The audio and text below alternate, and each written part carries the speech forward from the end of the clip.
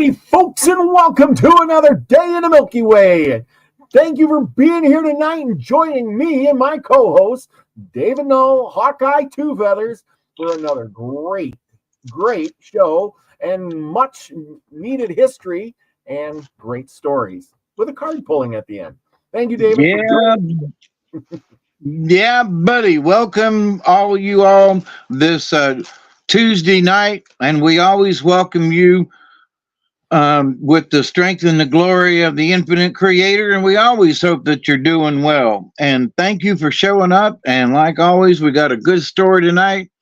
The 12 brothers and their uncle, Dagwanonyet. Yes, always a good story.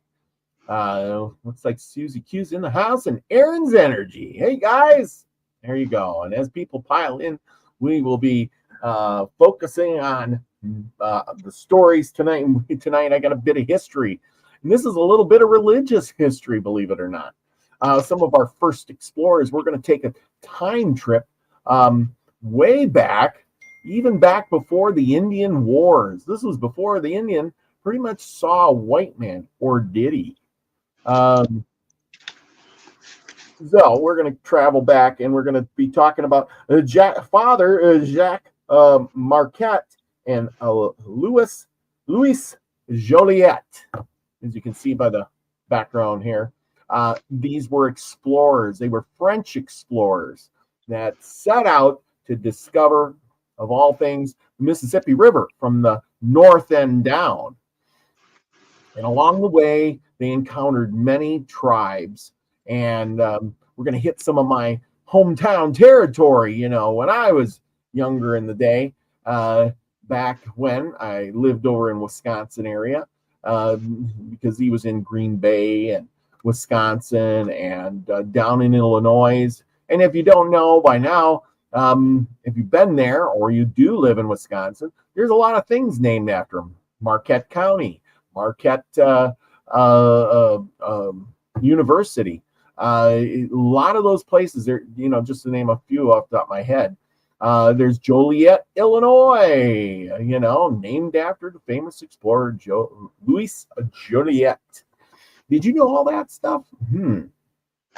Anyhow, you've never been up to Wisconsin, have you? Not to Wisconsin, no.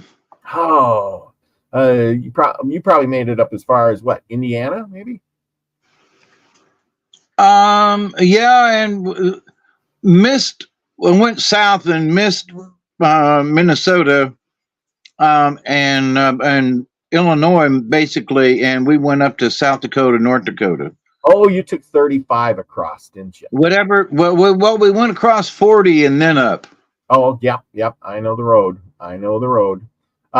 Anyway, yeah, big Illinois. It seems like you were probably driving across there for, it seems like forever, no matter which way you go. Just big empty fields, and you go and you go and you go and go. But you got to remember, back in the day, that was inhabited by buffalo, herds of buffalo, just like out on the plains of Kansas and Nebraska and all those states out there. Buffalo, as far as the eye could see, across into Wisconsin. And so reading about these guys as they took their trip, I was amazed to find out that they were floating down the river in their canoes, and they're seeing moose, you know, buffalo, you know, elk. And I'm thinking, in Wisconsin, you know, there was moose way down below, but apparently back in the day there was moose everywhere, and buffalo and elk. And I mean, you know, we came through and really wiped everything out. You know, I guess it's them or us. So, you know, you don't want to be hitting one with your car. It is amazing the amount of wildlife that the early settlers took down. Yeah. I mean, it's just, you know, I mean, because people these days, what, there were buffalo in New York City? Well, sort of, you know, they were probably going all the way to the East Coast, you know. Yeah.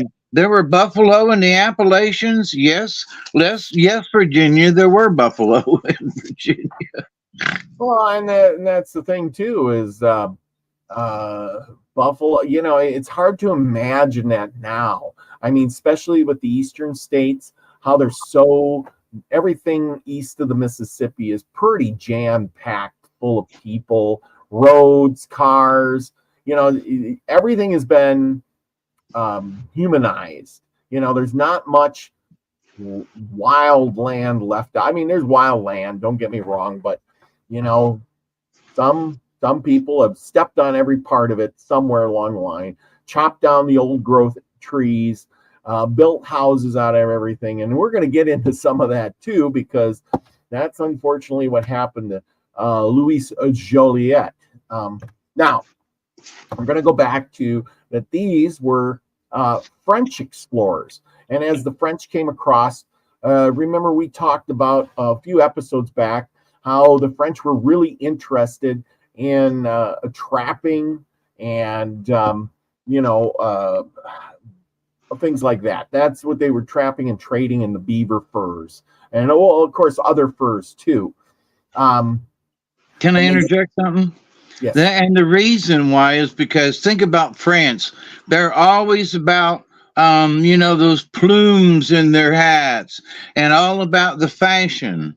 So Yes. These French explorers knew what kind of stuff, England was like, but France was always, look at these dresses and everything. So part of the reason was for them trapping and so forth is because they had a good market for it back in France.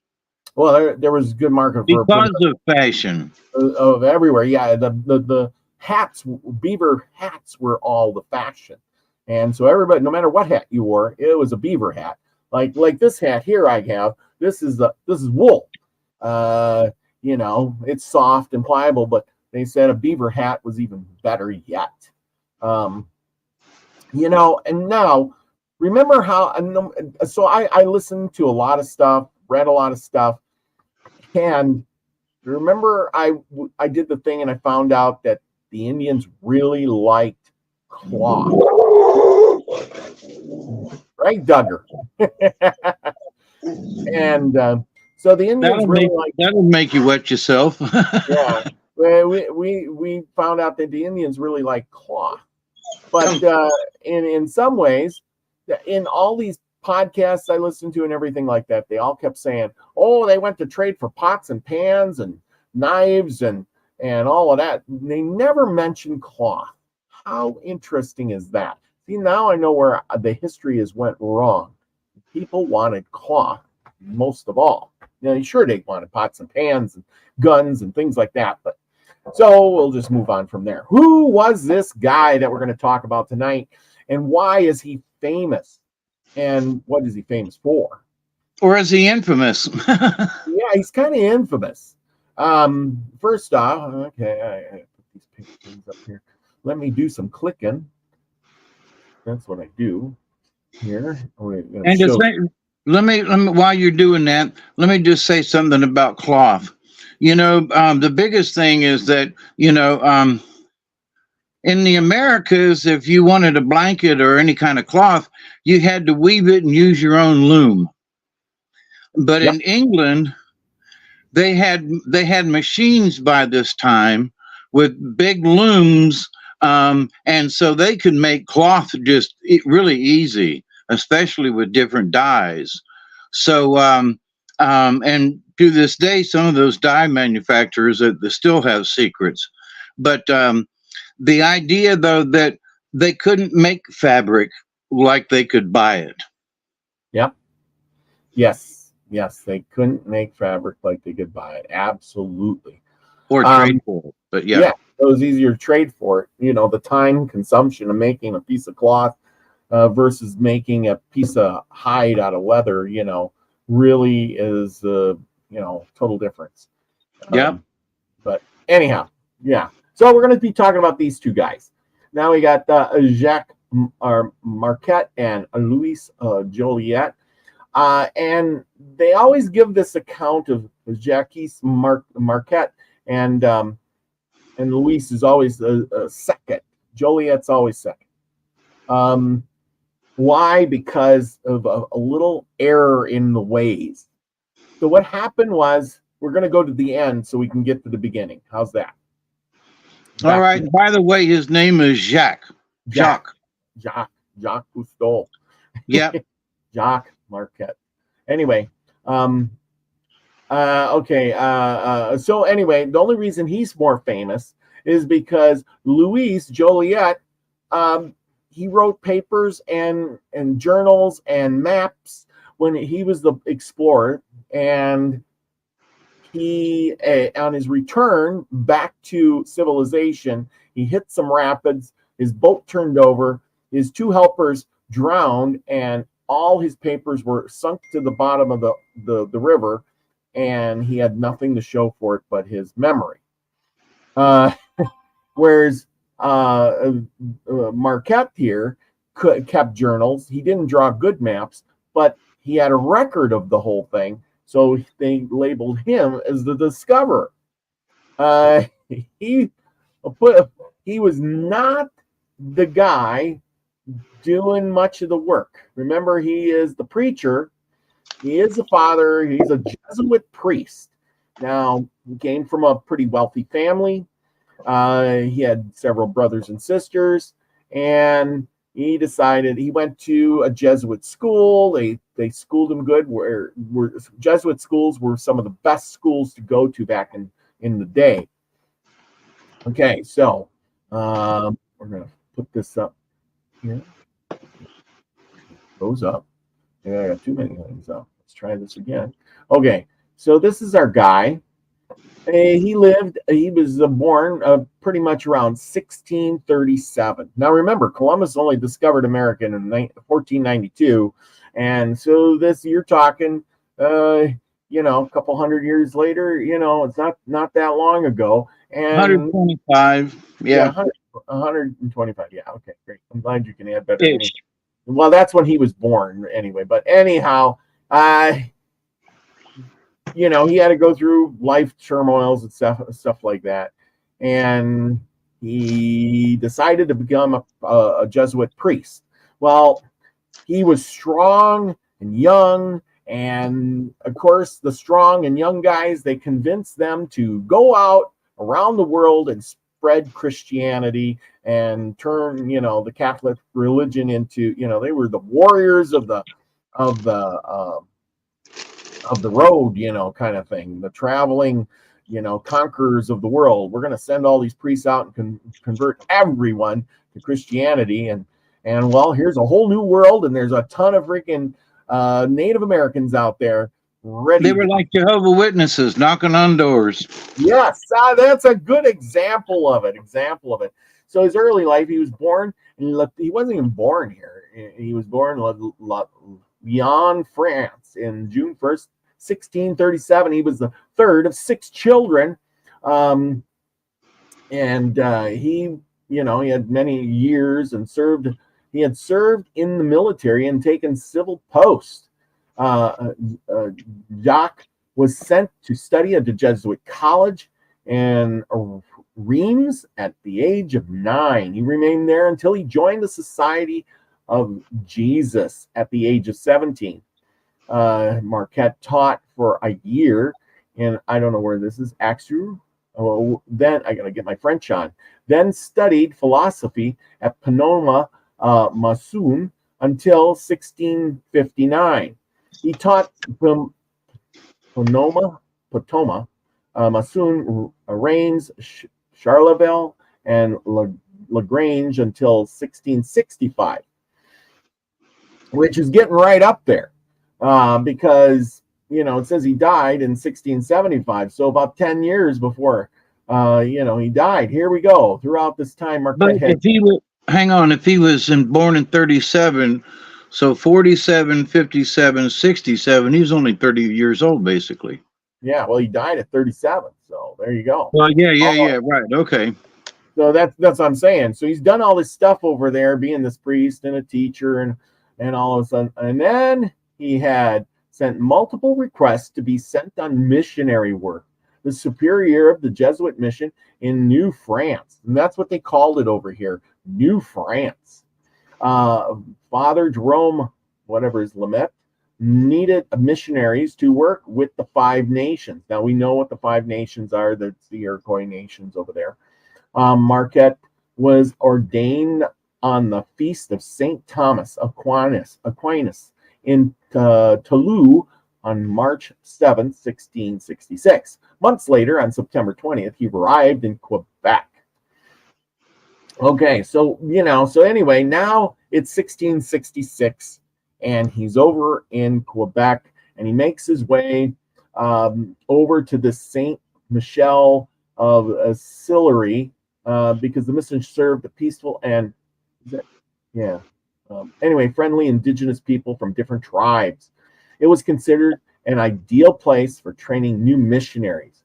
And Marquette studied the languages and the customs of the Algonquin,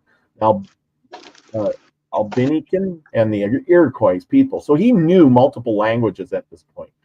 And I think that's salary. Anyway, there he assigned was assigned to Traverse, or whatever that is, Riveris, on the St. Lawrence River, where he was assisted Gabrielle, whatever her name is. It's probably a guy. The mission was located on a river town that had permanent shops and taverns. A large number of French soldiers were stationed in the town, and there were frequent attacks from the 5 nations. Now, it's kind of weird when they were talking about this. There was attacks from the 5 nations. Apparently, the 5 nations of Indians did not get along with the French. The British kind of controlled the 5 nations, and the French were the enemy, which is kind of weird. But that's kind of the way it went. And let me add this too. This was really very new into their relationship, and so the Indians remember Jamestown and some of the other stuff, and I don't think they liked either side because they didn't trust them, but they liked one side a little better than the other. Yes, that's pretty much. They just didn't trust white men. Okay. Yeah, it's pretty much it. You nailed it on the head. But he was way far over, and where he was teaching or trying to convert people was, believe it or not, where the leftover Indians were going, is the Wisconsin area. As the Iroquois grew stronger because the British were giving them guns and ammo, and they were becoming this very powerful tribe. They were destroying other tribes, and those straggling tribe members were moving west, and already in the 1600s, and they were moving west, and they were in Wisconsin, and here these different tribe members were congregated, and he was trying to convert them all over to Christianity. Of course, that was his mission. It says in 1668, Marquette was moved by his superiors to missions farther up the St. Lawrence River into the Great Lakes region. That year, he helped Drulidas, brother Louis Brome, and Father Claude Jean, I don't even know how to spell that, say that one, found the mission of Saint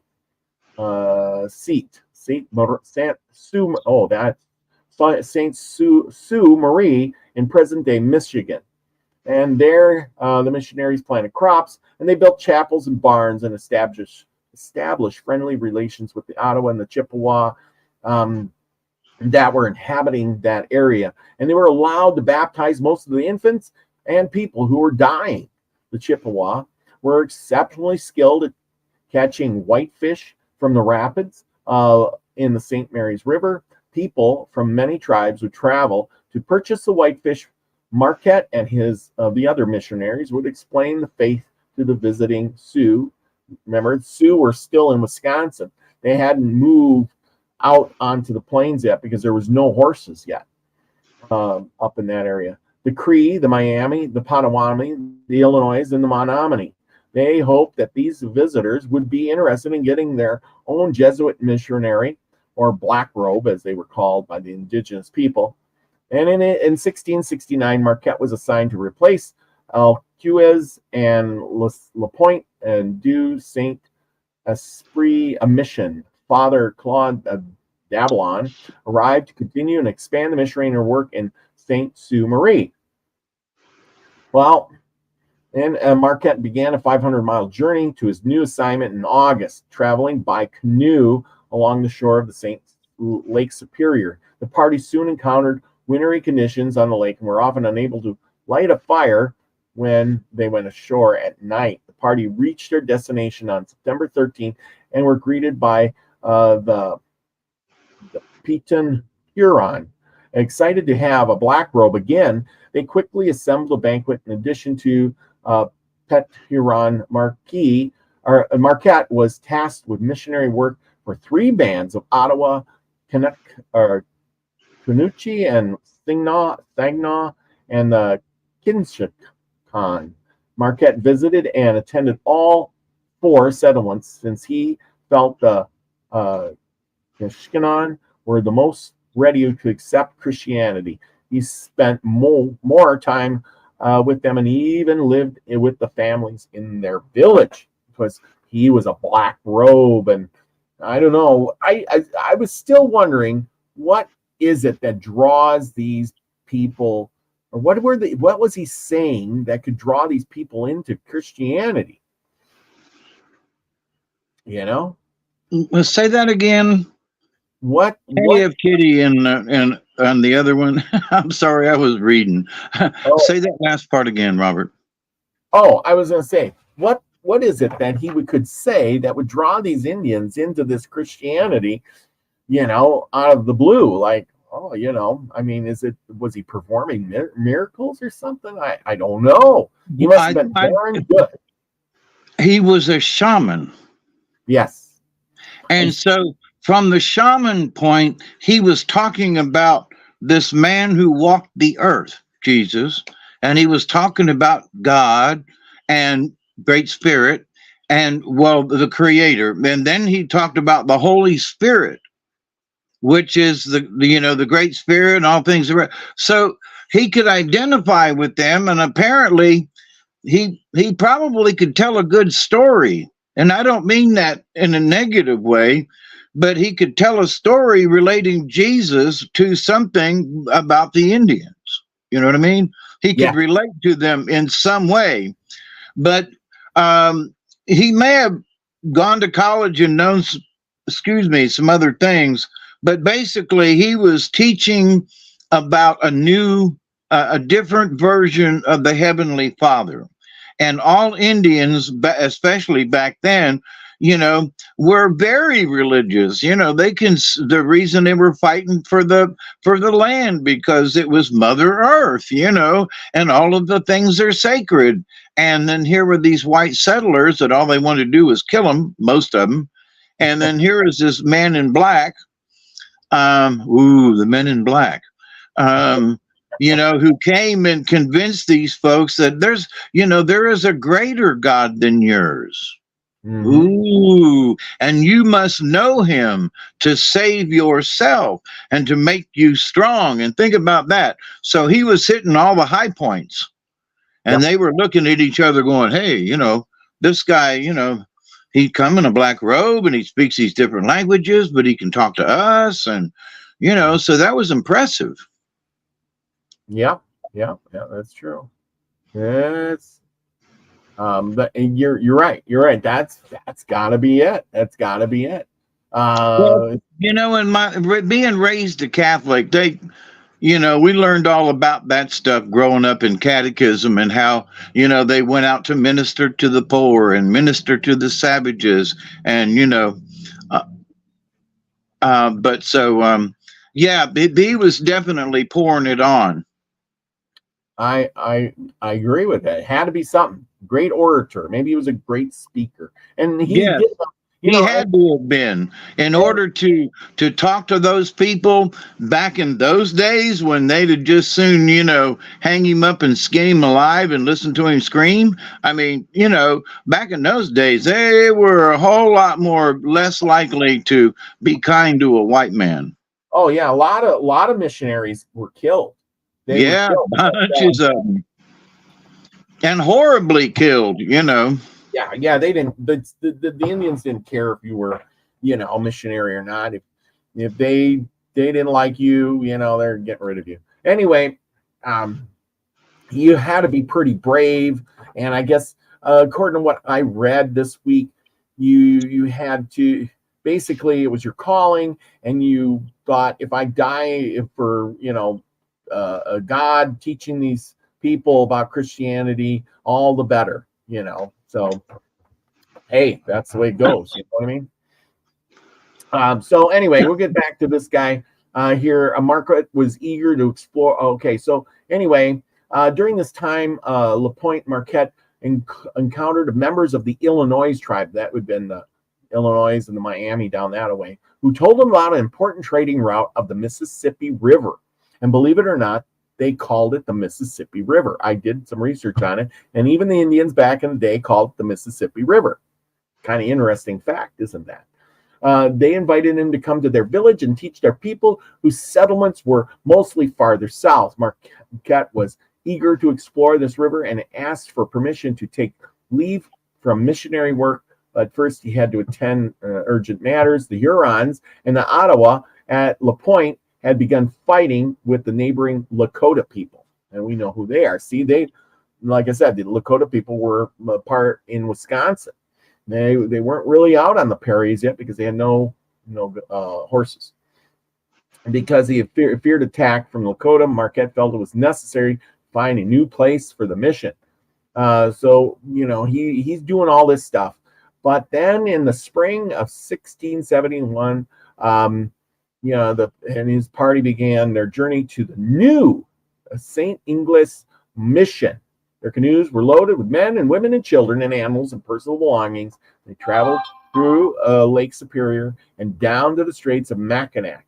If you don't know where Mackinac Island is, it's just off of Wisconsin. The mission that Dablon had established for them was located on Mackinac Island. The group, and you can go there, and it's a little, Mackinac Island is a town or a little island off in Lake Superior that doesn't have any cars. They only have horses, believe it or not. The mission and Dablon had established them, and okay. And so anyway, in those island areas, they noticed the game was scarce and no corn had grown. The group of elders approached Marquette, and with these concerns, Marquette agreed in the fall. The mission was moved to the mainland. Yeah, you can't grow much on those islands. And there's Pearl Jones is in the house. Hey, Miss Pearl. Anyway, so somehow or another, Marquette, he was granted to go down this Mississippi to spread the religion.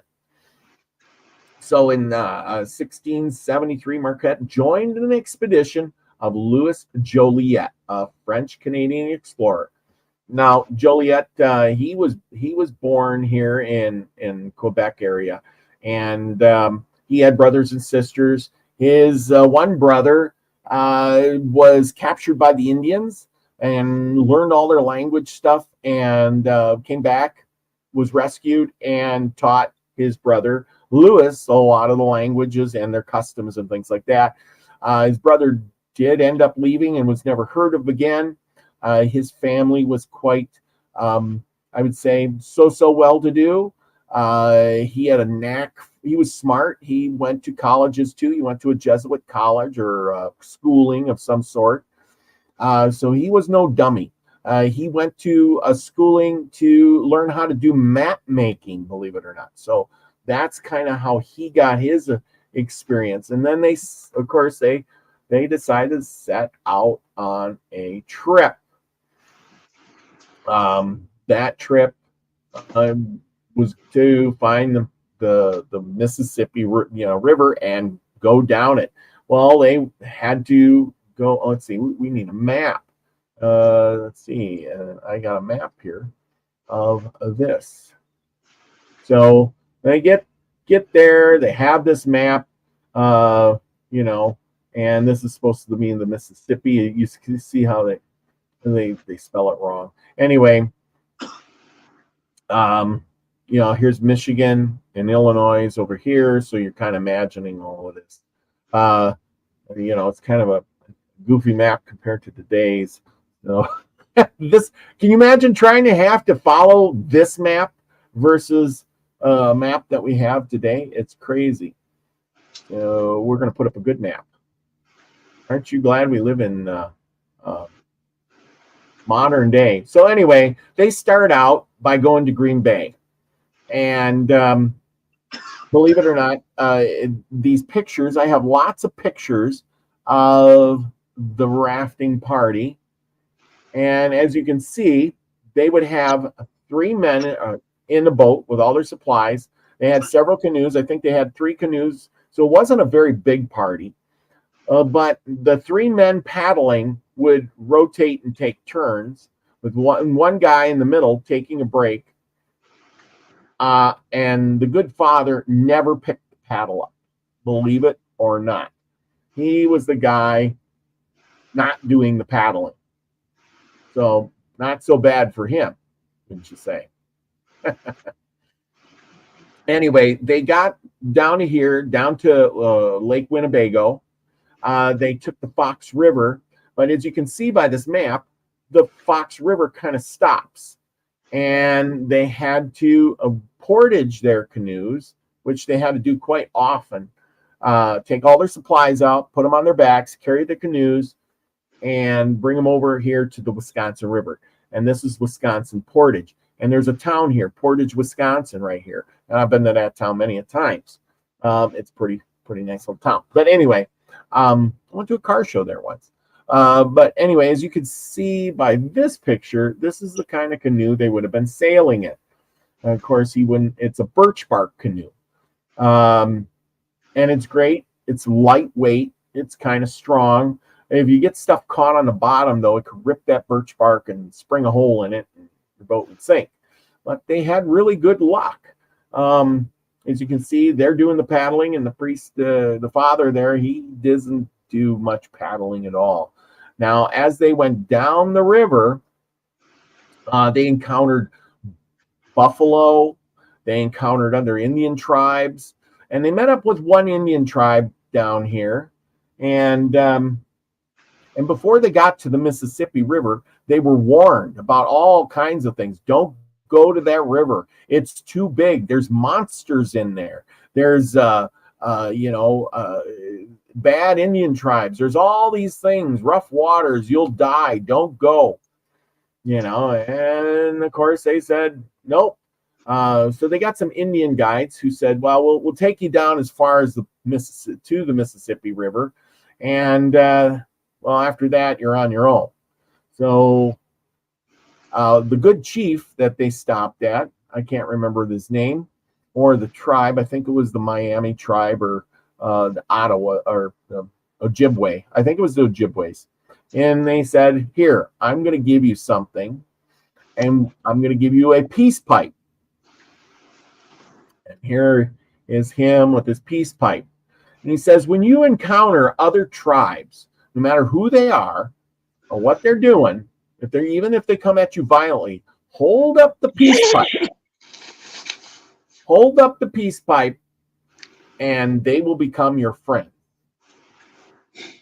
And so every time they got to somewhere, even if the Indians were hostile and shooting arrows, he would be brave and he would hold up the peace pipe. They would put down their arrows and allow them to come on shore. And with that peace pipe, he had a pretty good travel and did not get killed. And his party was welcomed everywhere he went. Of course, as they went, they brought, believe it or not, they brought gifts to give the Indians along the way, like knives, combs, things, same thing Lewis and Clark did. They would give little trinkets away to the Indians as gifts. They knew that they had to give some kind of a passing gift. So anyway, they hit the Mississippi River, and they started to go down the river. And as they went down, they would stop along the way. They said they had no problem with food or anything like that because, actually, when they were going through Wisconsin, the Indians of Wisconsin and Illinois, believe it or not, were rice farmers. They would go out on these rivers and lakes or whatever it was, and they would harvest the wild rice out there. And these guys traded for a lot of that rice to go along the way. And of course, there was a lot of fishing going on. So these people were known for their rice. I never knew Wisconsin was and Illinois area were known for rice. Did you? Did you ever have a clue of that? I didn't think those were rice states, but apparently they were. At least back in the day, if there was a marshland somewhere, they grew rice. Down here in Florida, they did too. And parts of Georgia and the lowlands, they grew rice. So then there was a lot more rice grown here in the United States than people understand. I mean, Arkansas still, does a lot of rice. They're in the flatlands along the river.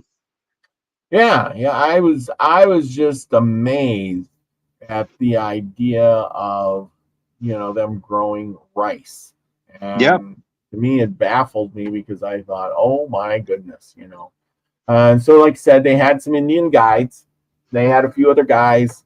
And one of the chiefs, believe it or not, sent one of his sons along his 10-year-old son to go with them so he could learn about white men because, they just didn't have white men running around yet. At the time, New France only had about 3,700 people in the New France area. It was kind of a deserted land. And so as they were sailing down the river, here we're back to a river picture. Deserted with white men. Yeah, deserted. So a lot of these tribes had never seen a white man along this route here. And then they got down to here and they found out that there was the Illinois River that went back up and they could take this river back. So they decided when they were coming back, they would take the Illinois River, which would take them back to Lake Michigan. And then they kept going, but the Indians kept saying, don't keep going. There's wild monsters down farther you go. And, the waters are rough. And they did. They went down and the waters were rough and they had to get out in portage. They said at least on their whole trip, maybe about 125 times.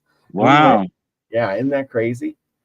The good father, you would have seen Indian huts like this. This is the type they would see. If you're, not a teepee, these little wooden with the bark covered huts. And then the Indians along the river were good fishermen. So there was plenty of fish to eat and trade for with the Indians. They had, fish was abundant. They were good at fishing. Of course, if you're living along the river, and they said they couldn't believe the size of the fish, too. That in the journals, they were saying how big the fish were. They were huge. And of course, they came across these monstrous fish. And I'm pretty sure I got a picture of it right here somewheres. And I can't find it. I'm sure I had it. Of the sturgeon. Oh yeah, here's another one. There was sturgeon fish that they were catching, these big giant sturgeon. If you ever seen a sturgeon, have you ever seen a sturgeon fish? They're huge. They look almost prehistoric.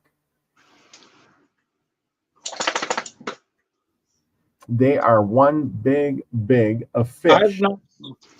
I've not seen a sturgeon, but we've got alligator gar down here in South Georgia, and them things are ugly. So yeah, well, it'd be bigger than an alligator gar. Sturgeon look like an alligator gar in some ways, but they are really big.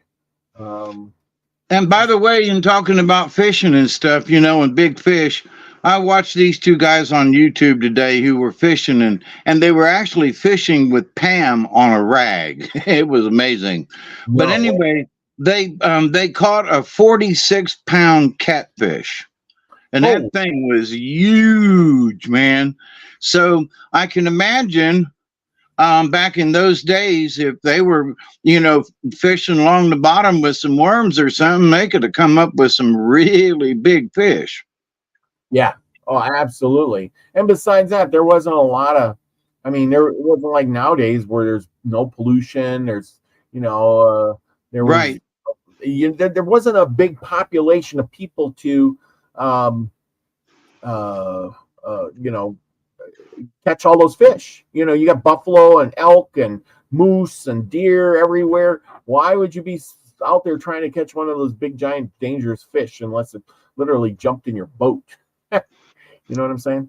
Well, because if you've got a canoe instead of out on the plains, you probably learned that catching fish is a whole lot easier than trying to run down a buffalo or a deer. Oh yeah, definitely. Like we've seen with this guy here. You can throw they had nets. You could throw a net out and catch a whole mess of fish right at a time. But the thing is you can only eat so many fish too. And they don't keep very long. Now, well, I mean, you have to smoke them or something, whatever. But here, let's see. F Kitty says they can live. Those sturgeon, they can live over 100 years and keep growing their whole entire life. Most don't get over 6 foot now. So there you go. Yeah, so that's the thing. Nowadays, yeah, they grew corn out there too. Oh, it's Illinois. They grew corn. The Seminole had softgitty. They ate corn soup, shared a soft tiki, a spoon to eat it ceremoniously. Yes. Oh, cool. People noodle for catfish here, and where I live, they use their hands as bait for extremely large catfish. And I bet you the Indians did that too. I wouldn't doubt it. So there you go.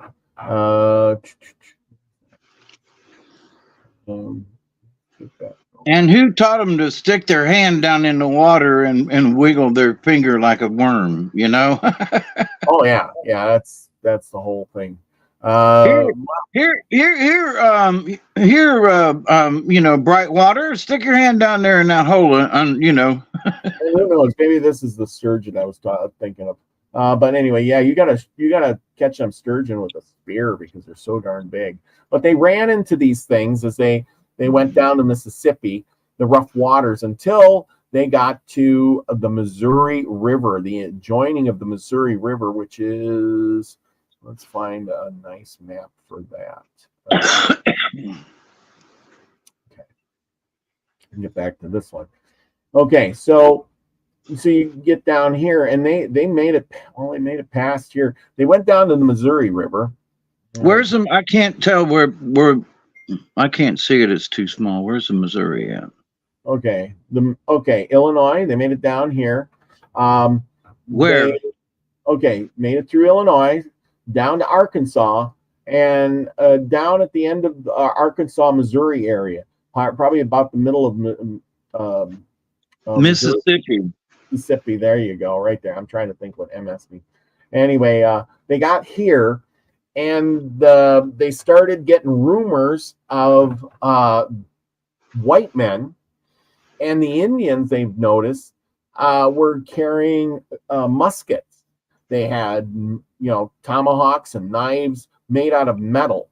And they kind of got the idea at that point that, hey, we're close to Spanish territory. Now, if they would have been captured, went farther down the way and captured by the Spanish, they would have been, all their stuff would have been taken. They would have been arrested, probably put in prison. They, would have been tortured or maybe even killed. Yep. So, what's really funny after I heard all of this stuff is that you're out in this middle of nowhere. There's hardly, if anybody, nobody but Indians around. And yet you're worried about getting caught by the Spanish, like they're going to march in with an army like, oh, I come around that hill. And all of a sudden there was like, a whole troop troop of Spanish people, and they caught us. Like you couldn't sneak through. There's like 10 guys in this whole county, and yet you walk right in. But I suppose the river was the highway, and you're going to see somebody along the highway eventually, right? Yep, and if you look at the state of Arkansas, that river going through there is the Arkansas River, by the way. Yeah, this is the Arkansas River. So they made it to there. Yeah, they went down. If anybody's been there, the Mississippi, Tennessee side where Memphis is up on a high bank, and the Arkansas, Louisiana side is lowlands. It's flat. I mean, it's like barely above, the water level of the river. So, so if you're on the Mississippi side of the river, then they had the high banks there, because during the Civil War, that was where they had several battles. I can't remember the town at the moment, but so they had the Indians had really good command of the river on the eastern side. So you'd be going along and everything's hunky dory, and all of a sudden you get arrows shot at you. You wouldn't be able to tell where they're coming from. So I could see where it'd be dangerous. Oh yeah, absolutely. Very, very dangerous. As you can see here, this is about an old map that I could find. And as you can see, this is their idea of the Mississippi coming down through Illinois. And then this was all Louisiana. And as it goes, down to the Gulf of Mexico, and here's the rivers that's spine off of it. And we know today it looks a lot different than that, but you can see here's New Mexico already over here, and county of the Apaches and the Paducas, the Osages, county of Osages is like a whole big area, and we know like here's the Appalachian Mountains. So this map is a little condensed. I'd hate to be reading the map back in the day, tell you. Yeah, but it's not bad considering. And also remember at that time, it's still, yeah, there you go. Zoom in a little closer to that. So that's the Louisiana Purchase. Yep. Yeah. So they had come down through French territory, basically. Yeah, no. At the time, this is the 1600s. This was all French territory, more or less up in here. But France lost all this. This was New France. Remember, this was all New France up in here. In this area, Wisconsin, Illinois. This was supposed to be French. This was all French. Problem is that there wasn't many. This is where I was getting to the France thing. King Louis. He was trying to establish a colony over here, and he didn't want to put much resources into it. So nobody wanted to come because, these guys are coming here and they're just becoming wilderness guys. And, he's trying to control them and get a little money off of this fur trapping. But would you want to come to this new world and, trying to stake out a living? And then for what? So in order to draw more French men over to this side and try to establish New France, King Louis rounded up 800 women, put them on boats, and sailed them across the ocean blue to start New France. Of course, that increased the population quite a bit, because when you find out that there's 800 women over here to pick from, you hurry up and get your butt on over here so you can find yourself a nice woman, right? I mean, he knew how to bait the trap, I should say. Yep. kind of crazy. But then he also threatened some of them with the guillotine too. So, well, yeah, you got your choice, guillotine or go across the ocean. So, but like I said, he rounded up 800 women to start this colony. It didn't end up panning out because, like you see, here's the Louisiana Purchase in 1803. See, the maps, literally the boundaries have moved because of the times.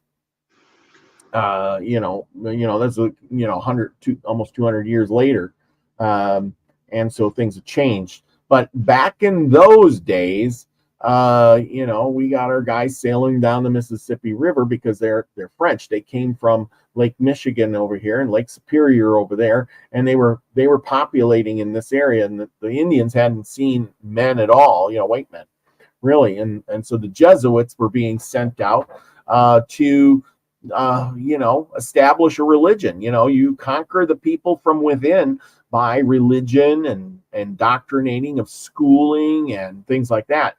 And who knew things back then really knew what they were doing. Okay, so after they got down to that area, let's get back to that map. So they get down, they decide we're not going to go any farther. They tool on up here. They're tooling back, and they decide to take the Illinois, and they mastered back up here to Lake Michigan, and went up to Green Bay area, Green Bay up here, and the good father, he was back, but he decided not to do much after that because he got sick. They had pretty good health along the way, but Marquette, he developed a little bit of diarrhea and dysentery kind of thing going on. He was not doing well, even though he was only 36 years old or something like this at the point. He's still a young man, but he's not doing very well for himself. He's ill. And okay, so we're going to get back to he's ill. And as much as he wanted to, he spent a year or so trying to recover. And when he felt better, he decided he was going to, get going again and go do some more preaching and try to convert some more Indians and set up some more missionaries, right? And so he makes one big plunge. Marquette and his party returned to the Illinois territory in late 1674, become the first Europeans to winter in what would be the city of Chicago. As welcome guests of the Illinois Confederation, the explorers were feasted en route and fed ceremonial foods such as sagamite, which is a corn thing. And the Marquette had promised he established the Immaculate Conception Mission in Cascana, I guess something like that. But the poor Marquette, he got sick again, and he decided to go back. And on his way back, he wasn't doing so good either. And he was to the point where they were shuffling him along. They put him in the boat. Eventually, he couldn't even walk, and they had to carry him. And so they were carrying him, and he knew his days were numbered. And finally, he says, "I'm done." And he picked out a bluff, and he says, "Take me to the top of that bluff," where he prayed and said some Hail Marys or something. And eventually, and then he died, believe it or not. It says here in the spring of 1675, Marquette traveled westward, celebrated a public mass in a grand village of Illinois near Starved Rock. About with dysentery. People died back then from dysentery, a lot. He had contracted during the Mississippi expedition, and that could have been from drinking bad water. On the return trip to St. Ignace, he died at the age of 37 years of age near the modern-day town of Ludington, Michigan.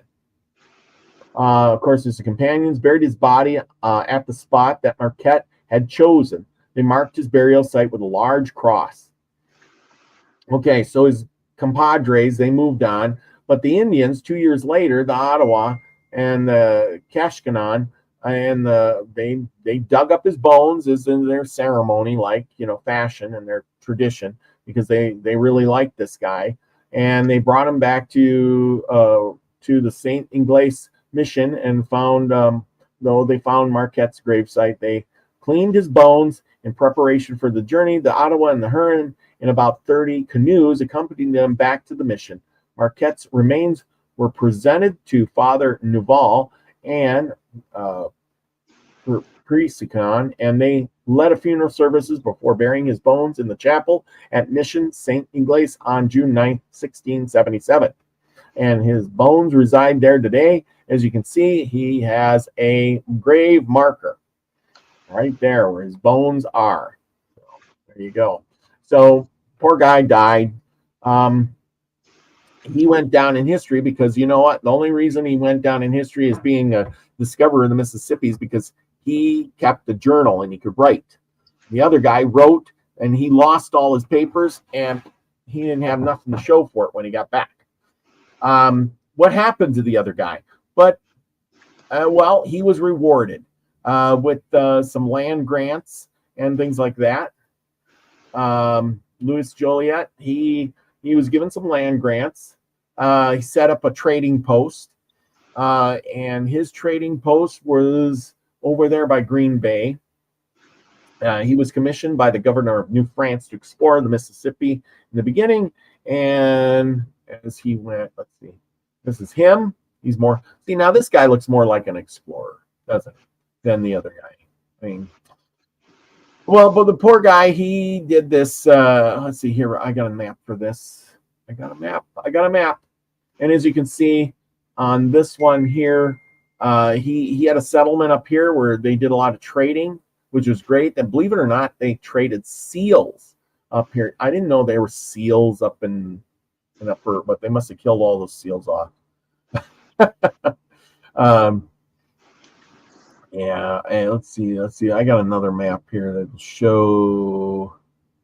Yeah, this is the one. Okay, so as you can see by the area here, this is the the Louisiana Purchase. But you can look here. He was up in here, and this was all taken over by the British. What he ended up with nothing. He ended up broke and poor in the end because he was doing real good for about 10 years, and the British came in and burnt his fort, his settlement, and all his trading posts down. He was lucky to get out of there with his life and his family.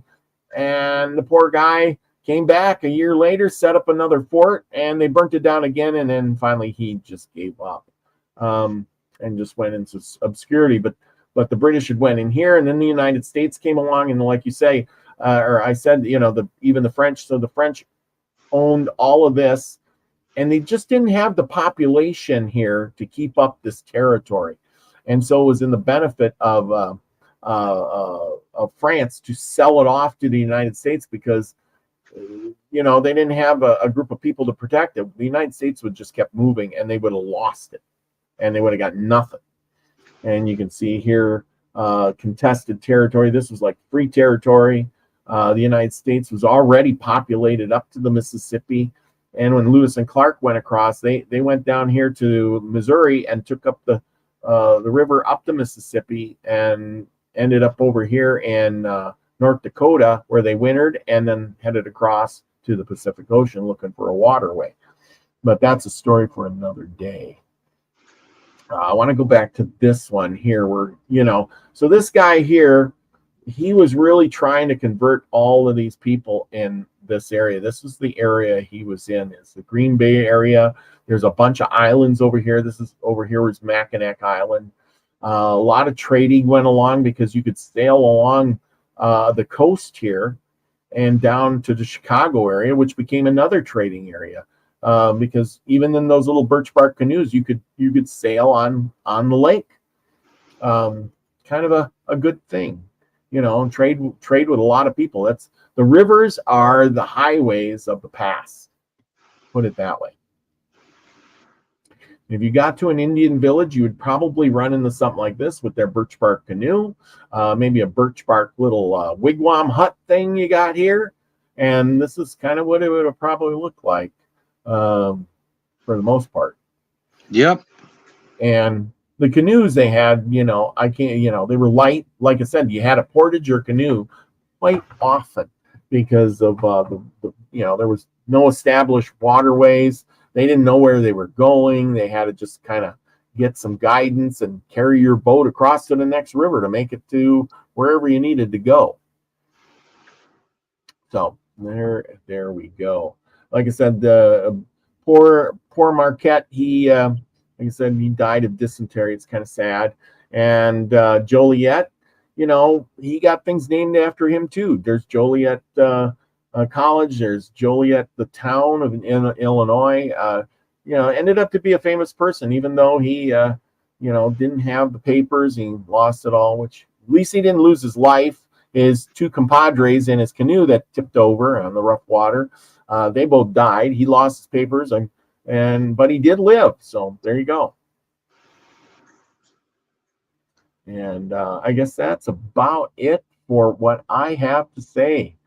I hope you all enjoyed that. If you find that I said something wrong, well, best you go study it yourself. Check it out. This is only to provoke your mind into learning something. And if you find interest in it, go explore it. That's what I say. Go check it out yourself, because there's a lot to this. I mean, the guy, poor Marquette, he lived a short life, but he did a lot of things while he was living. What do you say to that? Yeah, buddy. Well, yeah. Let's see. I got a little something I wanted to add to this, if you don't mind. Yeah, go right ahead. And it's just to add to these two guys and the history of what they were doing. And you mentioned, the New France, and a lot of people don't know about the Acadians. And they came over with France back in, early 1600s. And even, there was a civil war up in Quebec area and up along the St. John's River and up in there, 1640 to 1645. And part of it was the Acadia had two legitimate governors, and the war was between Port Royal and present-day St. John, New Brunswick. In the war, there were 4 major battles. In response to the attack, they sailed out to establish a 5-month blockade up there at the St. John's River. So, but one of the generals died in 1650, and things kind of calmed down. But who were the Acadians? Well, they were French people that came over, and the French and the British both kicked them out. So what ended up was they came all the way up from Nova Scotia and up down the St. Lawrence River and everything, because they'd been kicked out, and they came all the way down the coast and around Florida. Guess where? To New Orleans. And so Acadians are today's Cajuns. Oh. And so they are direct descendants of the French Canadians. Hey, yeah, toi. Since we were talking about it and what was going on, so, the Acadians, they came over from France as, representing France, and they got kicked out.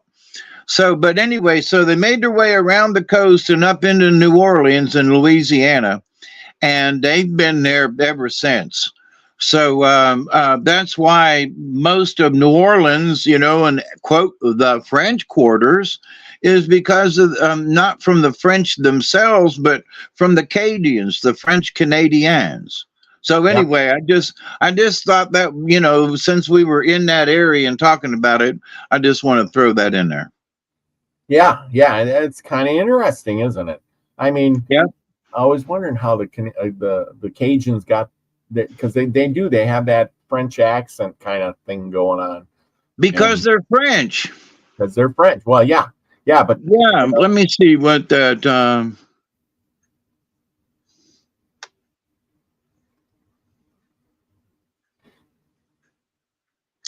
Let's see. The settlers whose descendants became Acadians primarily came from the southwestern and southern regions of France, historically known as Occitania, while some Acadians are claimed to be descended from indigenous peoples of the region. Today, due to assimilation, some Acadians may show more ethnic ancestries as well. Meaning that when they came over up, into the Quebec area and up in there. So long time ago. But anyway, yeah, that's where the Cajuns came from, is the French. So nice. Okay. Huh. I hope that was a little interesting, added It to what was. we were talking about, and where did the priests come from? The Jesuits. Well, see, them Cajuns came over. They had that Catholic influence already when they came over. Yeah. So, and most, most Cajuns are, but they're religious in one way or another. But there are a lot of Catholic, Cajuns. So, and French folk who are Roman Catholic as well. Well, and what I found interesting about the whole thing is that that you have the Jesuit priests who are schooling these adventurers, Joliet and Marquette, and they both went to Jesuit schools to learn stuff, and then they're sent out, one to convert and one to explore. It's kind of ironic how that happens. It's like, okay, buddy, I'm going to convert all these people over to Christianity, and you scout around and for all the minerals and all the sites and make some maps, and we'll send the army back to conquer them later. And because I convert them all over to Christianity, when the guy holds up the cross, they all bow down and do whatever we say. Yeah. Here, kiss my ring. Yeah, exactly. It's kind of a weird way to look at it, but that's kind of how it is. It's like infiltrators, into your society. Let's convert them all over, and then they'll believe in our God, and then we'll have. And they did, because the Indians were fighting with the French. They were fighting with the British, whoever converted who. You know what I'm saying? And they were more civilized at that point because they went to they set up these missionaries where they could speak English. They can set up these missionaries where they knew the Indians would know both religions pretty well at that point. And Crystal says the Jesuits were very persuasive. Yeah, I can imagine. They were well schooled, and if you're well schooled, you're usually well spoken. And not every I noticed that not every Jesuit priest could go unless he got approved to be a missionary. And so it was a selection, that guy's going to do a good job. Look, he can talk really good, and like I said, Marquette didn't have, he didn't even get over here until, he was in his 30s. So he got there, and then he had to learn the languages real fast and pick up on all that stuff so he can get out there and be at these missionaries and convert all the Indians, meaning he had to speak their language somewhat. Otherwise, they're going to be like, I don't know what this guy's saying. He's saying it in French, and I have no clue. I'm not listening. I mean, you know how it is when you're. Oh, yeah. And that's one of the things, too, is that, the missionaries were chosen, having grown up Catholic and all that, and know a few folks from, Jesuit high school in Tampa. We played, I guess, a bit football every year. But so the Jesuit philosophy, is different than the Catholic Church's philosophy. It's sort of, they're like, go out and conquer, and the Roman Catholics are like, we'll move in and we'll talk to you, where the Jesuits were like, no, we're going to conquer. And the deal is that, remember now, the Catholic Church believes it owns the planet. Okay. And when they sent them folks over from, Spain and Portugal and France, they were all them folks, regardless of the country, were under the auspices of the Pope, the king of the planet. And so these indigenous folks had no idea what them men in black actually represented. And what it represented was the churches, the man of the cloth from the church, representing the church, who now has state claim for America. They now own it in, for God. So, and the indigenous people to this day still don't quite get that. A lot of white people don't either, but to the Catholic religion and to the Pope, they feel that they own North, South America, all of Europe, they own it. Yeah. All because they have believers. And it's because they conquered it. Yes, no, when they sent folks over and put that flag in, we now, this is for, the Spanish and for the Pope, for the Catholic Church. So when they put that flag down, when they set their feet on the beach, it was a done deal, Oh, yeah. From the point of the church and the Vatican. Yes. Yeah, I agree with that, because if you own the world, you're just staking claim to what's already yours. Even though they're under a different government, they still own the land. And I think that's kind of the way it is now, because all the people that live on the land are, believing in the church. It's kind of a weird way to look at it, but you're exactly right. So no matter which government, I'm sorry, but I'm looking at what Crystal says. The Jesuits stole from the Indians and the Spanish too. Sorry, just my humble opinion. Listen, honey, you're absolutely right. The Jesuits were notorious for doing literally backstabbing. They were all for, if you didn't believe in the church, it was, they'd kill you in a heartbeat. If you were going to speak against the Bible or against, what they were preaching, bang, or stab him or club him in the head. Can't have that kind of stuff. And they don't talk about that in the history books. But that's what they did. They ruled by fear. You had to fear the God of the Jesuits. Now if he was outnumbered in a tribe, that was harder to get across. But, like we talked about with the Spaniards that came over down in South America, and within a day it wiped out, a large majority of the population, and in the name of God and the King and all that, and the Vatican, So these white folks were horrendous, Yeah, well, remember we did the thing with the Incas and the Aztecs and stuff. What do? They That's come what in I'm talking about. And they get the king, or get the your leader, and then they make him convert to Christianity, and then they burn him at the stake anyway for all the was that Quetzalcoatl or something? Yeah. The Incan guy, I forget what his name was, but anyway, they got him and. Well, made him, did horrible things to treat him really nice, and then surprised him, and then said, "Hey, we got, it's like playing chess. You get the king, and you hold him for ransom, and then you kill him off, and you win the war. Because once they killed the king off, everybody was like, "Oh my God, these people are way more powerful than our king. We worshipped him like a god, and now these other guys came in and just wiped them off the map in a hurry. They're like invincible." And the story goes that he sent a wagon load of gold to him. Yep.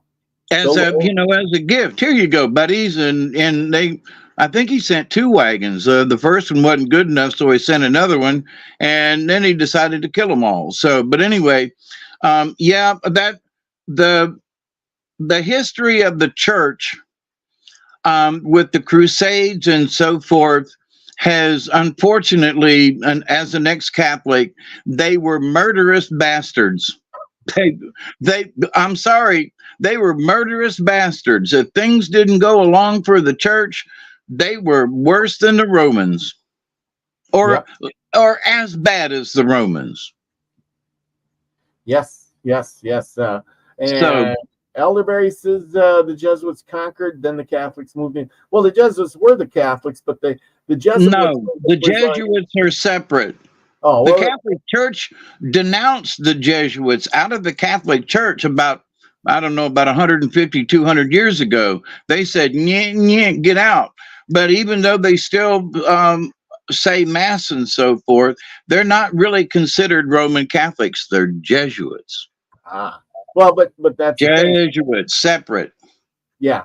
But back in those days, that's 500 years ago, they would still they were under the Pope and whatever, but they were like the army. The way I look at it is the Jesuits were like the Yes. army, and they're going out to conquer and stick that flag. And then you're right. Then the regular priest could move in, and everything was good. Now you can just get the normal people to move in, but you got to have those conqueror guys out there, the ones willing to risk their lives, die to convert. You know what I mean? And they like, who said here something? Susie Q said the men in black. These were the original men in black. Oh, and, And to that same point, though, they kind of worked in the shadows too, especially later on in the different circumstances. They were like the Catholic Church's ninja assassins, Yeah. Yes. And there is a quote from Abraham Lincoln in one of the letters that he wrote around the Civil War. And he said, if it weren't for the Jesuits, we probably wouldn't have had a war. So the Jesuits stirred it up around the time of the Civil War. So they were going back and forth and agitators. And so, if it hadn't, if the Jesuits hadn't been around, we might not have had a war. From Abraham Lincoln. So, they've been around for a while instigating stuff. Yeah. And not in a good way sometimes. Well, yeah, exactly. And like you said, they ousted him. But isn't that Pope that we had, that there is now, isn't he a Jesuit? Yes.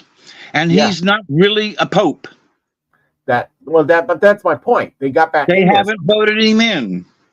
Oh, well, there you go. So, yeah, it's kind of weird how that whole thing works. So I don't know. It's baffling me. I don't study it, but I know. Well, what used to be true is not true now, but it is Catholic prophecy that the Pope that just died is the last Pope. Yeah, and that the guy in there now, he's really the mayor of Rome versus the Pope of the Catholic Church.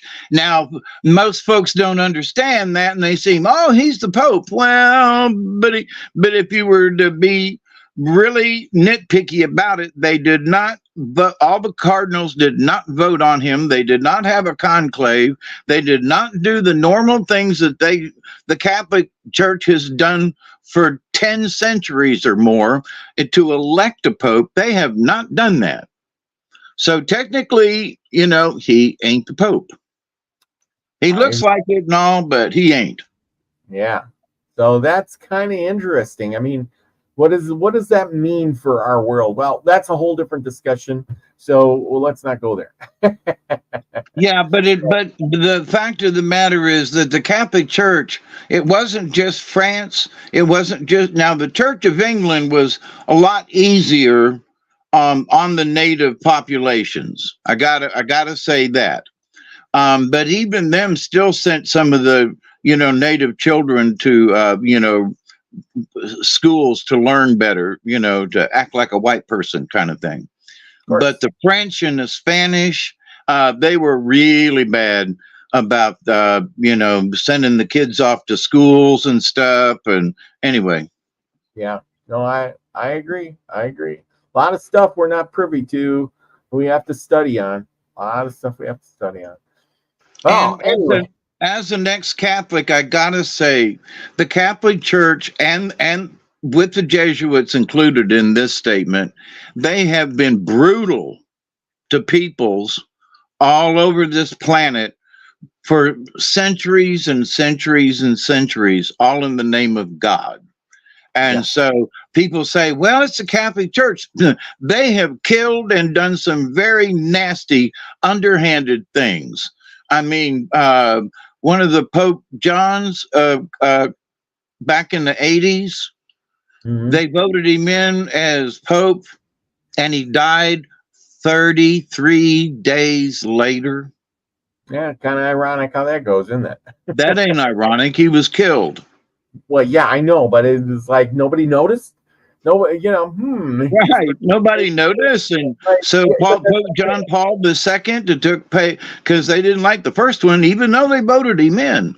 But it was also, they did that to fulfill a Catholic prophecy. mhm. So there's all kinds of prophecies going on now.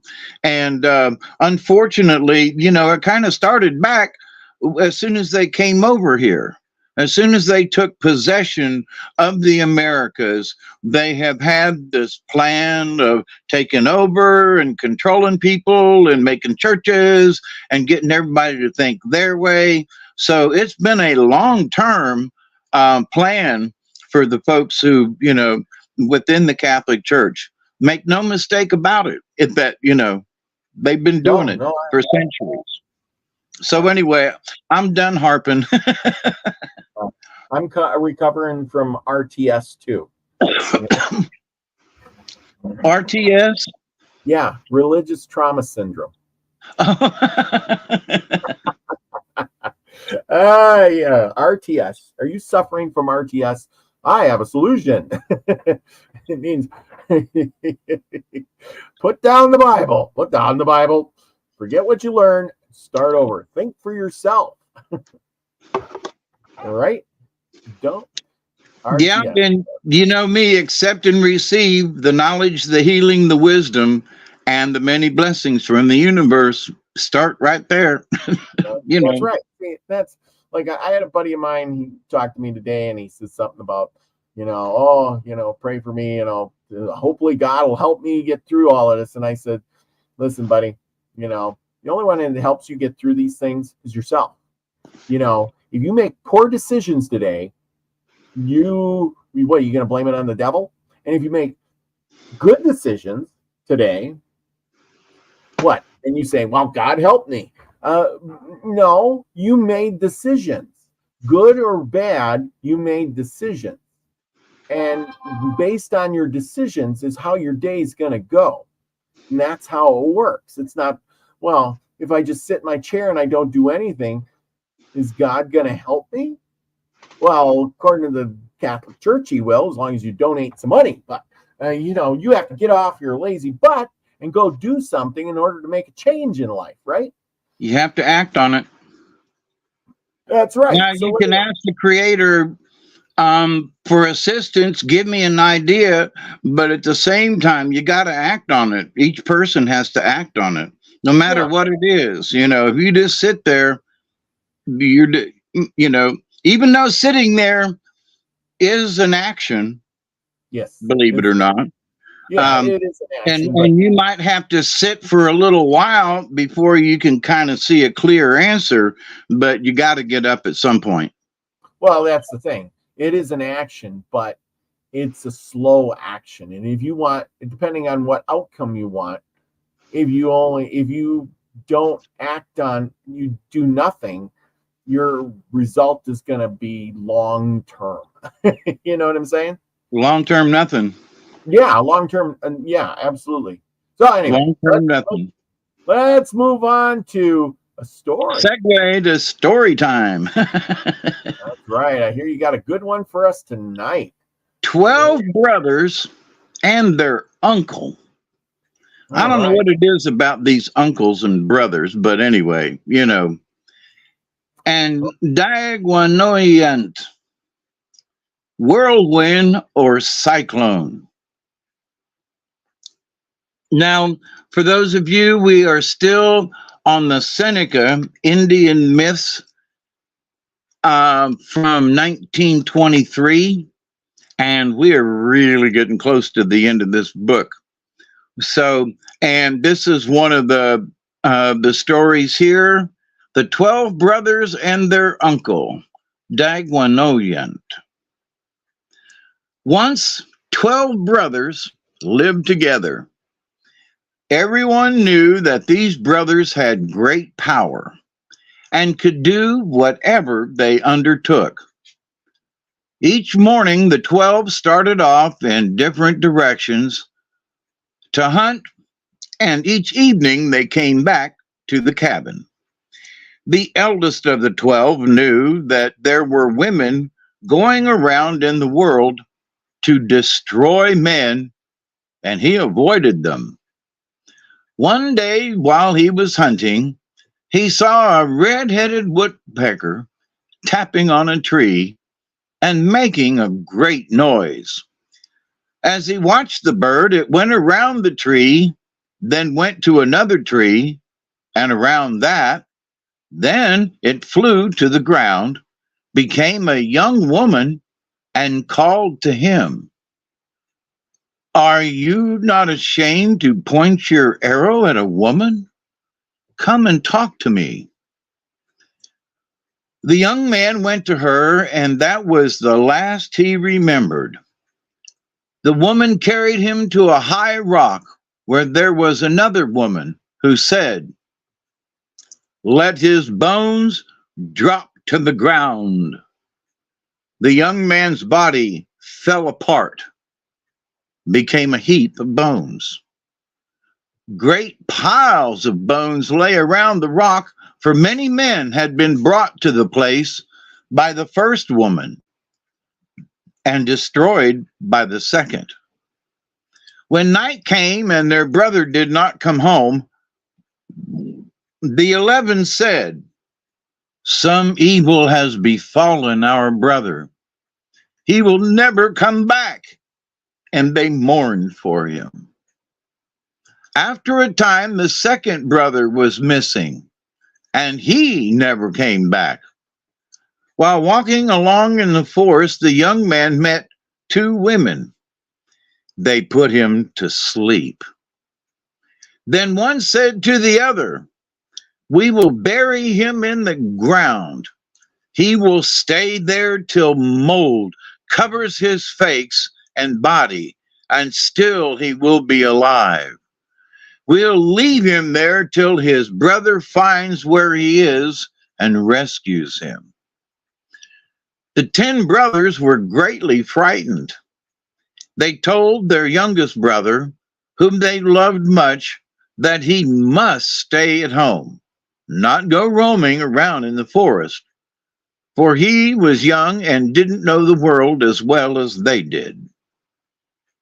A time passed, and then one night the third brother was missing. The 9 said that he must be dead, or he would have come home, and they mourned for him. Now 3 places were empty, and the brothers were lonesome and sad. Time went on till, one after another, 10 of the brothers had disappeared. Only 2 were left, the youngest and the one next older.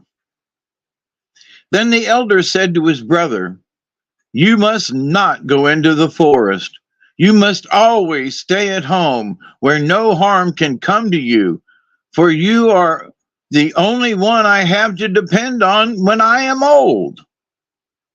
"But," said the younger, "maybe our brothers are captives. Maybe they're being tormented by someone. I want to go in search of them."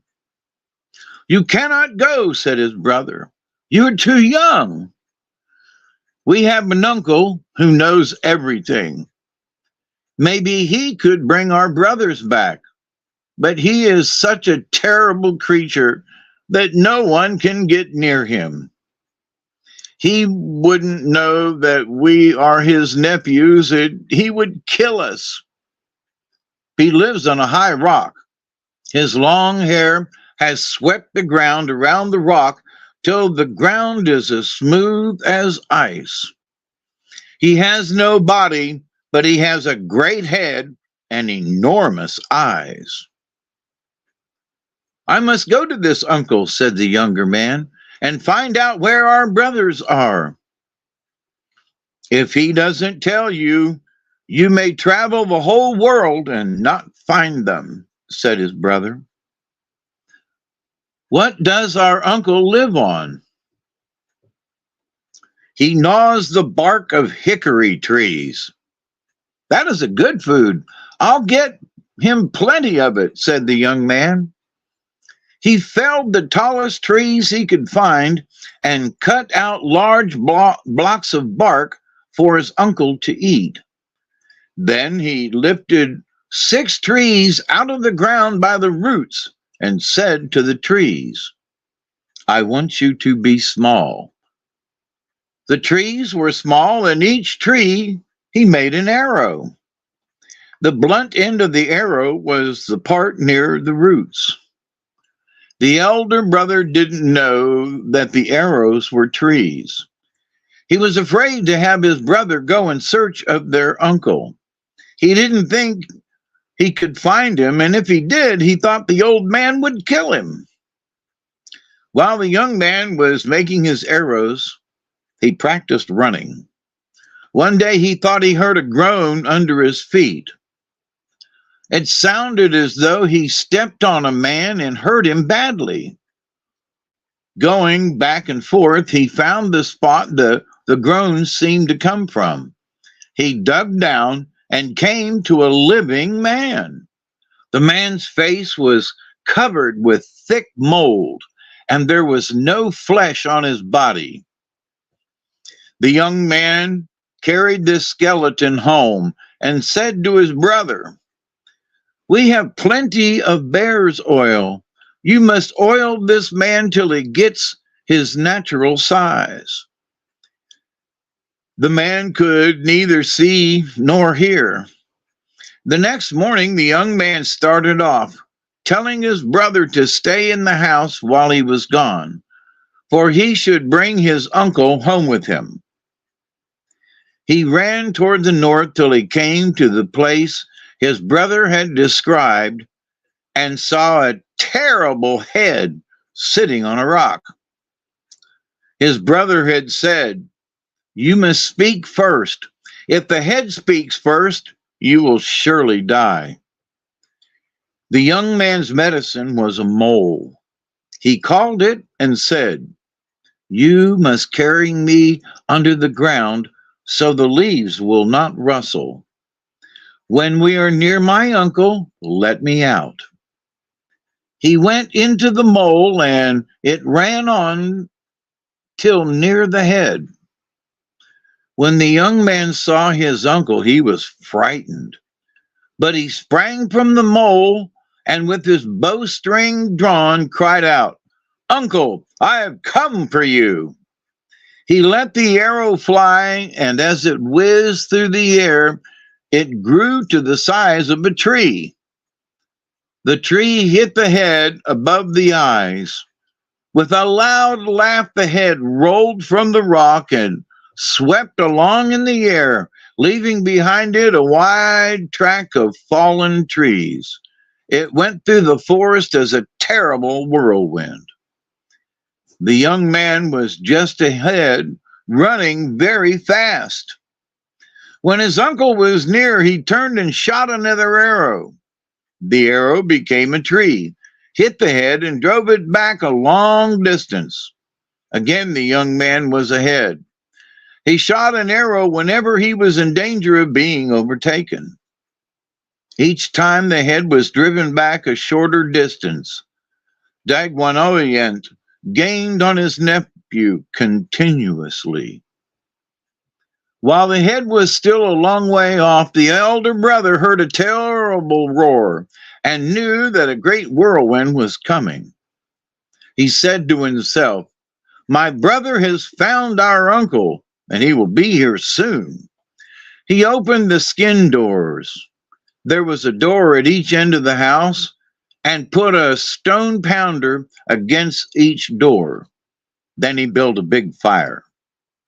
The younger brother ran into the house, took up a pounder, and when his uncle came down at the threshold and rolled in, both brothers began pounding him, and they pounded till he rolled to one end of the house and was silent.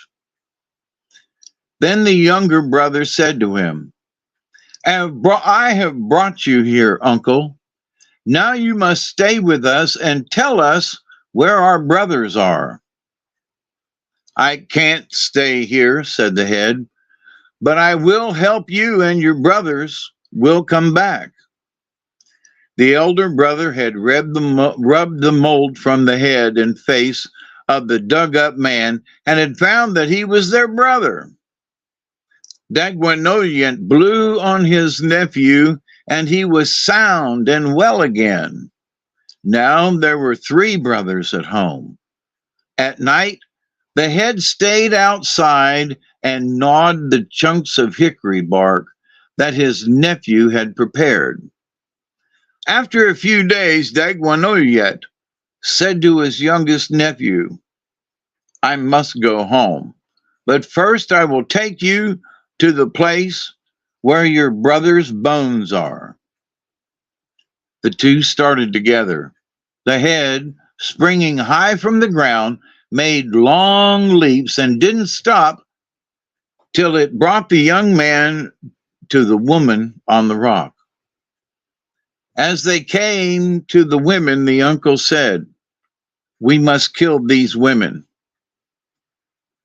They wanted to make him laugh, but he called out, "Fall and be bones."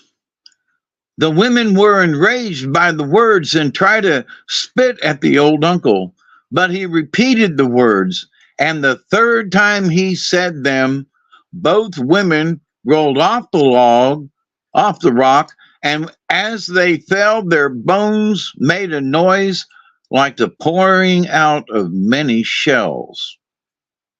"Scatter their bones," said the head. The young man gathered the bones and threw them in every direction, saying, "Become such and such birds." They became the birds he mentioned, like horned owls and hawks, crows and woodpeckers, and disappeared in the air. "Now," said the head, "gather up the bones that are here in piles, and make as many bodies as you can, giving each body its own bones. While you are doing this, I'll go off a long distance and come back straight over the forest. When you hear the roar of the wind and see the trees falling, cry out to the skeletons, 'Rise up, or the trees will fall on you.' They will obey you. I will pass over them and go to my own home. If you want me again, you can come for me." The young man worked as fast as he could. When all the bones were used, he heard the roar of wind and knew that his uncle was coming. And then he called out, "Rise up, or the trees will fall on you." Dagwanoyant, with a terrible roar, swept over the skeletons, and they sprang up men. In 2 of the skeletons' bones had been interchanged. One man who, from the shape of his feet, had been called sharp-pointed moccasins, had but one of his own feet. A second man had the other. Both were cripples. One of these cripples, a man-eater, had been enticed from a long distance. Right away, he wanted to begin eating his companions. The young man killed him with one blow. In the crowd were 9 of the 12 brothers. Each man found whatever he had brought with him, and all separated. Those who did not know where their homes were went with the brothers, and soon the 12 brothers were together again in their own house and home. The end.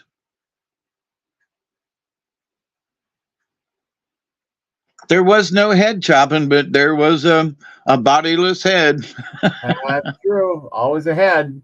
And they were either killing or bringing back to, they always bring them back to life, too. I always love that. Yeah, you know. Yeah, go ahead. And they were killing the women here and bringing the men back to life and knocking the trees down, and the head was rolling around. It's crazy. Yeah, and it's interesting too, over the many stories that we've read, that you know, this throw them under the tree and holler at them, or the tree's going to fall on them or something, you know. Yeah. That is a real consistency among many of the stories we've read. Yeah. So, Exactly. I mean, that somehow that's, you know, there are a lot of other things like, you know, the stone coats and the man eaters and so forth. But, you know, the fact that they, you know, talk about hollering at the bones to get up and the trees falling on them, that's just an interesting consistency between the stories that have that in there. I just find that fascinating is all. Says in there, they wanted to make him laugh, but they call out, "Fall and be boned," you know, and they scattered into and became bones. They fell like seashells to the ground. I thought that was kind of, yeah, you're right. It's like that's what they always say. Just you know, they just yell out and say whatever, and that happens. Like some big mojo magic, you know, like do as I say, and they did. Well, and it's do it like this. Yeah. You know, it's like don't do it any other way. You got to throw them bones over there, and you got to, you know, and you got to tell them get up or they're go, you know. And so it's like, but that's consistency in a bunch of them stories we've read. So I just find that fascinating in that they within the stories they are consistent about that part of the story. You know, it's almost like. It sounds almost like it was religious, you know. If you're dead and bones, somebody will come and get you, and it's almost like a reincarnation or being reborn. You know what I mean? Mm-hmm. Yeah, kind of cool. Your bones will be under the tree, and if somebody hollers, and you can stand up and be whole again. Okie dokie. Oh, we read about that today with the Marquette guy. Here he is. He got buried, and they came back and they dug up his bones. They cleaned them, and then they brought him somewhere else. Then they did the ceremony thing. You know, we got to dig up his bones. You know, it's like bones. It's kind of appropriate story for today's story. Anyway, you got some cards for us. Yep, I already pulled them. Okay, and they just kept a coming. It ain't one or two, it's four of them. Oh boy! Good but you know me, I'm getting better at being more shorter with some of these stories on the cards. But anyway, interesting cards. We've got 2 upside down and 2 right side up. That's talk about balance. Turkey is 31. Lizard is 36. And those 2 are upside down. Then we have number 41, whale, and then dragonfly. So these are some interesting cards. I'm curious to see how they go together. I know that whale is like the keeper of all the songs and the stories, and butterfly I think is like the gatekeeper of it. So, but anyway. I'll get to it here in a butterfly and lizard said turkey, lizard, whale, and dragonfly. Okay, I got them. We're good. So turkey is the giveaway. So turkey is actually thought to be the giveaway eagle, or the South eagle, or eagle of the South, for many native peoples. The philosophy of the giveaway was practiced by many tribes. Simply stated, it is the deep and abiding recognition of the sacrifice of both the self and others.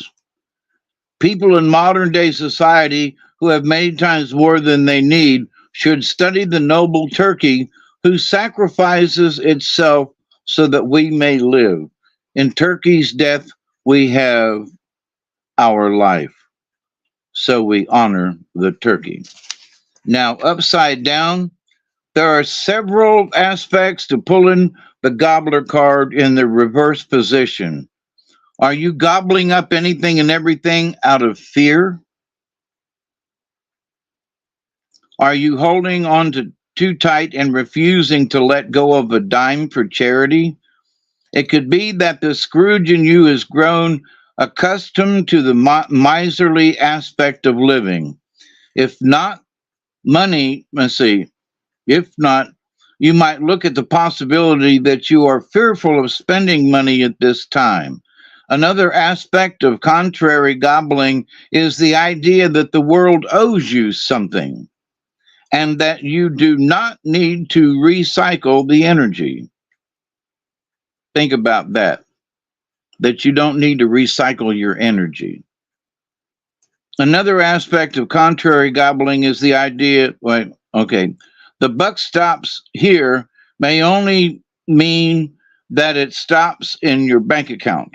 On all levels of this contrary message, the keynote is that generosity of the spirit is being neglected. This can be towards the self or towards others. They want me to read that. On all levels of this contrary message, the keynote is that generosity of spirit is being neglected. Remember, never give to receive. That is manipulation. Giving is without regret and with a joyful heart, or the giveaway has lost its true meaning. Bingo. So there's upside down turkey. The next one in line is lizard. Now, while I'm looking for the lizard page, lizard is sitting under a rock, and snake comes in, and they have a little conversation, and lizard says, "Look, I could see you." Let's see, what does he say? Lizard, you're always getting.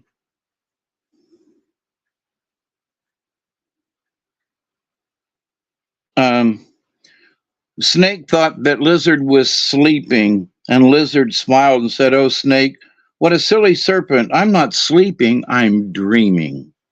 Snake wanted to know what the difference was, so lizard explained. Dreaming is going into the future. I go to where the future lives. You see, that is why I know you won't eat me today. I dreamed you, and I know you're full of a mouse. So lizard medicine is the shadow side of reality, where your dreams are reviewed before you decide to manifest them physically. Let me read that again. Lizard medicine is the shadow side of reality. Now, that doesn't mean it's bad or that it's evil, but it's where your dreams are. They're reviewed before you decide to manifest those things physically. So, in other words, you're just in a dark, you pulled the shades in the room and you're thinking about those, what those dreams might be or what your goals might be. If lizard is turned up in the contrary position, you may be having a nightmare. This is a sign of inner conflict. Look to the nightmare for a clue to the nature of the conflict. What are the feelings your nightmare causes? Breathe through these feelings and let the sensations flow out of your body. See the truth in what your nightmare is suggesting. It could be the simple message that you are confronting your fears and therefore do not need to experience the nightmarish events in your day-to-day life. In other words, you live it through your dreams instead of manifesting it in tomorrow, Another message of lizard reversed is that you may need more sleep or more dream time. It could also imply that you have a lack of dreams for your future. not just dreaming, but lack of dreams for your future. All levels of awareness are accessible through dreams. Remember, life is not always as it seems. Are you the dreamer or are you being dreamed? In one sense, Contrary Lizard is insisting that you look to your imagination for a new experience, to get yourself out of the boredom. On the other hand, Contrary Lizard may also apply to those who dream too much, refusing to use the dreams as tools to manifest that same vision in their lives. They spend too much daydreaming and dreaming. So that's the upside down lizard. And that's not a negative thing. There's some positive energy in there. So turkey is the giveaway, and are you not paying attention?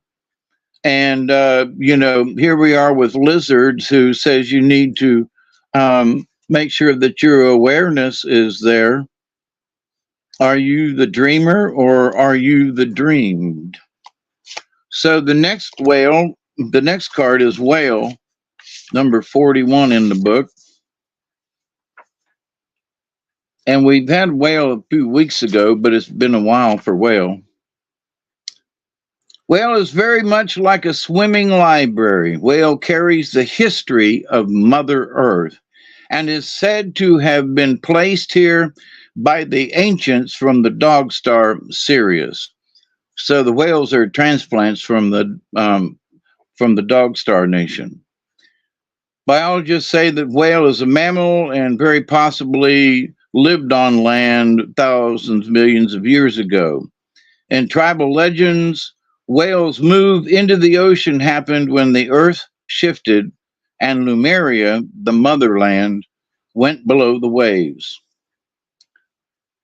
Whales saw the events that led to the settling of Turtle Island and has kept the records and knowledge of the motherland alive. It is said that Mu will rise again when the fire comes from the sky and lands in another ocean on Mother Earth. Whale medicine people are coded in their DNA to understand that sound frequencies can bring up records in the memories of the ancient knowledge. They are usually clairaudient or able to hear both very high and very low frequencies. They are usually also physically developed and fairly telepathic. Many whale medicine people are able to tap into the universal mind of the Great Spirit and have no idea or why they know what they know.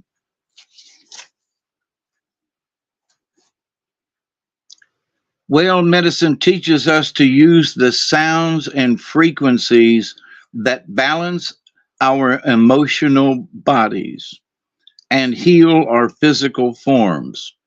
That's the big part of this message tonight. Whale medicine teaches us to use the sounds and frequency that balance our emotional bodies and heal our physical forms. To recall why the shaman's drum brings healing and peace is to align with whale's message. The drum is the universal heartbeat and aligns all beings heart to heart. If you pulled the whale card, you are being asked to tap into these records and to allow yourself to be sung to by those who have the original language. We are the only creatures who do not have our own unique cry or our own call. Find yours. Allow your voice to use this sound to release tension or emotion. This will open up your personal records so that you may further explore your soul's history and continue and commune with Whale, who carries the history of us all. So in the dream time, Whale is going to talk to you, and apparently there are some of us out there that we need to get into our records and maybe find out who we are more so. There are a lot of folks that are lost these days. Ooh, that was close. Now, last one here is dragonfly.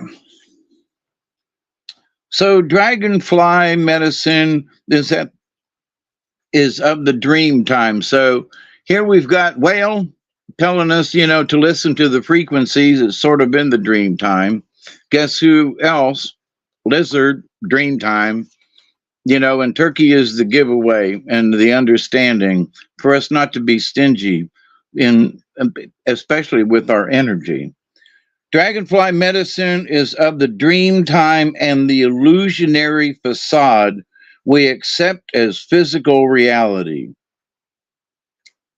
Dragonfly shifting of color, energy, form, and movement explodes into the mind of the observer, bringing vague memories of a time or place where magic reigned. Dragonfly is the essence of the winds of change, the messages of wisdom and enlightenment. So here's the whale card talking about the records. You get your records. Here is enlightenment. So maybe Dragonfly is going to help you to get there. And the communications from the elemental world, and there's the dream time with the lizard, So this elemental world is made up of the tiny spirits of plants and of the elements of air, earth, fire, and water. In essence, this world is full of nature spirits. And hopefully, those of you will know that and how important those things are. Dragonfly medicine always beckons you to seek out the seek out the parts of your habits which you may need to change. Have you put on too much weight? I have. Or have you started to look like a scarecrow? Have you tended to the changes you have wanted to make? So, see how you can apply the art of illusion to your present question or your situation. And remember that things are never completely as they seem. So, there are the cards for tonight. Not bad. I like that. Yeah, not bad at all. It's not this. There's no negative message in this. Remember not to be stingy with that. With the turkey card, the giveaway. But lizard, and whale. These are all, sure enough, talking about the spirit. And making sure our spirit's in good shape. So, good positive messages, in my humble opinion. Mm-hmm. Oh, Richard says, I have had a huge lizard. My friend Toby had a huge lizard. It was as a pet, and it was terrible. It bit him and scratched him quite badly. Says he ended up giving it to a zoo. Had it for a while, attacked everyone. Oh boy, it was 4 foot long. Well, that's a big ass lizard. Yeah, really. Dragonflies are supposed to be spirits of change and transition. Agreed. I agree. Good deal. Well, good cards for tonight. I hope we all learned something from that. Guide you on your way, at least till next week anyway, right? Yeah, I'm gonna at least give you courage, good cards that help you to say, keep being positive and keep working on it, and the whale with the frequencies and messages. So, stay with, and we always talk about be the frequency you wish to receive, right? Yep. So there you go. There's good medicine in that. And my segue will be, I will continue to pray each and every day that each and every one of you will continue to learn how to accept and receive the knowledge, the healing, the wisdom, and the many blessings from the universe. And I know Robert's going to wrap us up here, but I look forward to seeing y'all next week as well. Give a big shout out to everybody who was here tonight. Chloe's in the house. F. Kitty, Richard the Red. Let's see. Baggy Osley. Baggy Osley. That's a good one. Thank you for being here. Sorry I mispronounced your name. Elderberry's in the house. Susie Q. Let's see. And what else I see here? I seen Seeker of Truth here earlier, and Crystal Shaman. Thank you, everybody, for joining us tonight and all the good comments. Lucky Stone is in the house, giving us good information as always. And if you want to hear some affirmations, go right on over to his channel. And he was talking about grounding the other day. I think that's really important. Now that it's summer, I'm going to go outside and put my feet in the grass just because, well, Lucky can do it, so can I. We'll see what kind of that happens to me. Anyway, Pearl Jones was here tonight, joining us. Thank you. Aaron's Energy.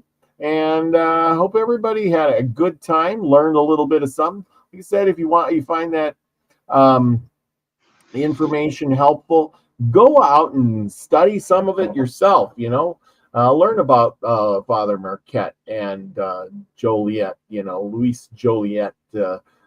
Interesting guys. They had a hard life, but they were part of our history. And we celebrate them today with statues and names of towns and schools and universities and things like that. So, Sean, our best senior, thank you for joining us tonight. Thank you.